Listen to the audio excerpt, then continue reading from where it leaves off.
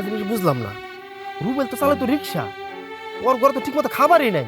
আমার দোকান বাকি কবে থেকে পাই, টাকা চাইতে চাইতে দেয় না।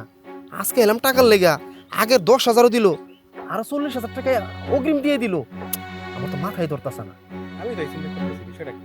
চল রুবেলটা খুঁজে বের করি, দেখি ও কই আছে। চল তো। আরে বন্ধু, কি হইছে তুই?